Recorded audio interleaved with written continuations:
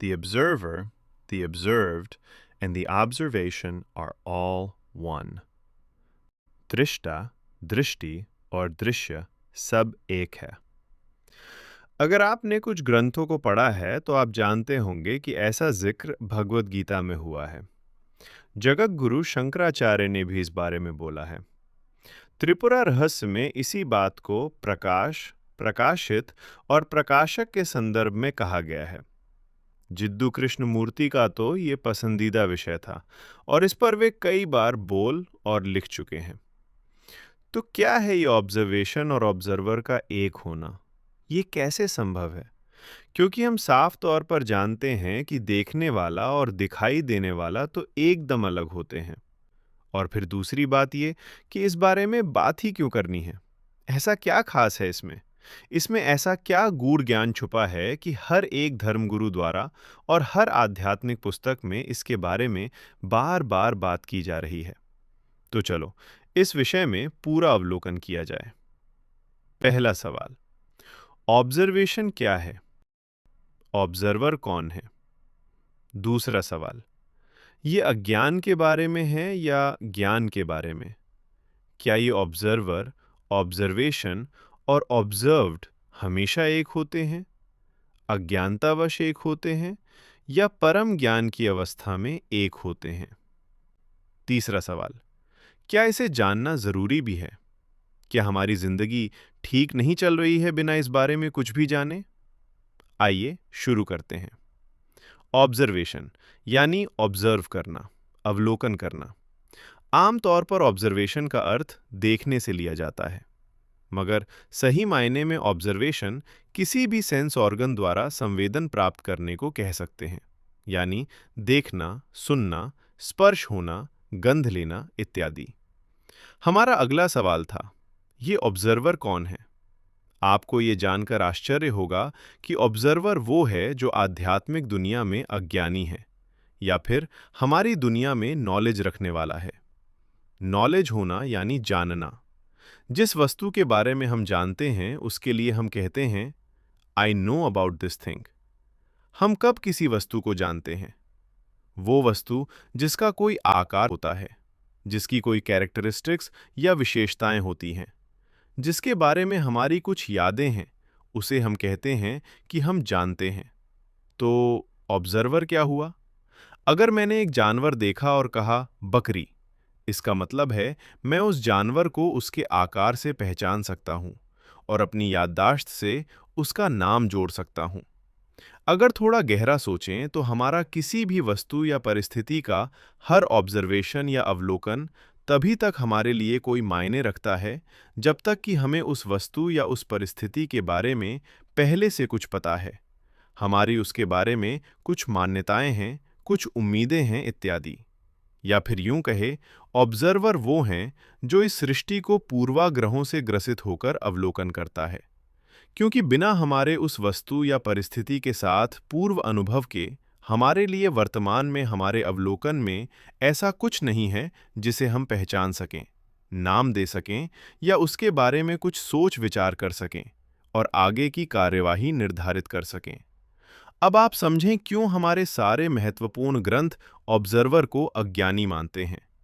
वो इसलिए कि उसमें कुछ भी नया नहीं है। वो कुछ भी नया देख ही नहीं सकता, समझ ही नहीं सकता। अगर उस बकरी के साथ कुछ ऐसा और है जिसके बारे में हमने न कभी कुछ सुना, देखा या जाना, तो हम हमारे दृश्य में सिर्फ एक बकरी कहेंगे और ज्यादा से ज्यादा कहेंगे कि बकरी के साथ कुछ है, मगर क्या है हमें नहीं पता। हमें नहीं पता यानी हमारे दृश्य में कुछ है और हम पूरी तरह से बेबस हैं, क्योंकि हम उस आकार को हमारी यादों में अब तक दर्ज किए किसी भी नाम से संबंधित ही नहीं कर पा रहे हैं। ऑब्जर्वर अज्ञानी है क्योंकि वो कुछ भी नया देख सुन ही नहीं सकता। वो तो वही देख रहा है जो वो जानता है, जिसे उसने पहले देखा है।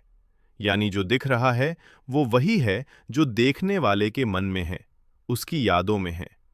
अगर मैं जानता हूं कि एक शेर क्या होता है तो मैं एक शेर को देख और पहचान सकता हूं। मेरे लिए किसी कार्य को हिंसा मानना इस बात पर निर्भर करता है कि मुझे पहले से हिंसा के विषय में ज्ञान है। ये बात और है कि किसी और के लिए ऐसा कार्य किसी तरह की हिंसा नहीं है, बल्कि वो तो सिर्फ एक भूख मिटाने का कृत्य है। तो अगर दृश्य एक हिंसा है, तो ऑब्जर्व करने वाला कौन है? वो जो जानता है कि हिंसा क्या है। अगर वही दृश्य एक भूख मिटने का कृत्य है, तो देखने वाला कौन है? एक भूखा इंसान। आप देख रहे हैं, कृत्य और कार्य में कहीं कोई फर्क है? दृष्टा और दृश्य एक ही है।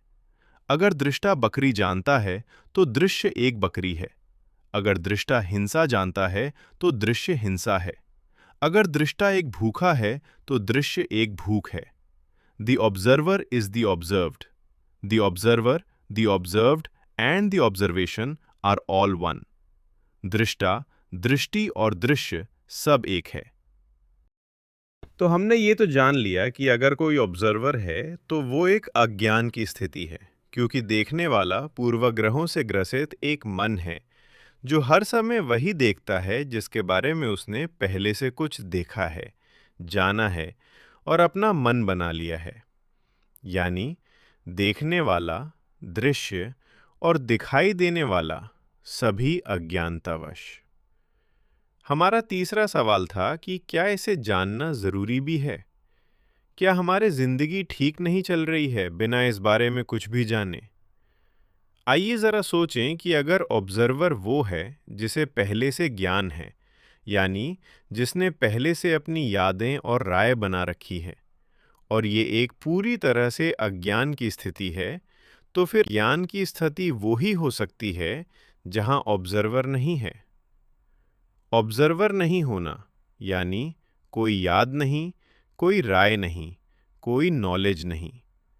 अगर आप भ्रष्टाचार के बारे में नहीं जानते, तो आप किसी घूसखोरी के कृत्य को देख या जान ही नहीं पाएंगे। जैसे एक छोटा बच्चा जब रास्ते में किसी पुलिस अफसर को किसी से कुछ पैसे लेते देखेगा, तो ये कभी नहीं कहेगा कि भ्रष्टाचार हो रहा है। वो कुछ नहीं देखता, वो सिर्फ देखता है किसी एक द्वारा किसी दूसरे को कुछ दिया जा रहा है। वो घटना उस बालक के लिए कुछ है ही नहीं। वहां ना कोई ऑब्जर्वर है, न कुछ ऑब्जर्व्ड। ऐसी परिस्थिति संपूर्ण ज्ञान की स्थिति कही जाती है, जहां पर फिर से दृष्टा, दृष्टि और दृश्य सब एक है, मगर फिर भी कोई आइडेंटिफाइबल या पहचान योग्य ऑब्जर्वर नहीं है। हमारे अभी के बालक और पुलिस के उदाहरण में सिर्फ ऑब्जर्वेशन है, बिना किसी अलग ऑब्जर्वर या ऑब्जर्व्ड के। सारांश में यह एक सार्वभौमिक या यूनिवर्सल तथ्य है। दृष्टा, दृष्टि और दृश्य सब एक है, यानी दृष्टा और दृश्य कोई अलग-अलग नहीं है। यह तथ्य सर्वथा एक सत्य है, चाहे वहां कोई ऑब्जर्वर है या वहां कोई ऑब्जर्वर नहीं है। आप इस दुनिया से अलग नहीं हैं। आप दुनिया को ऐसा ही देखेंगे जैसे कि आप हैं।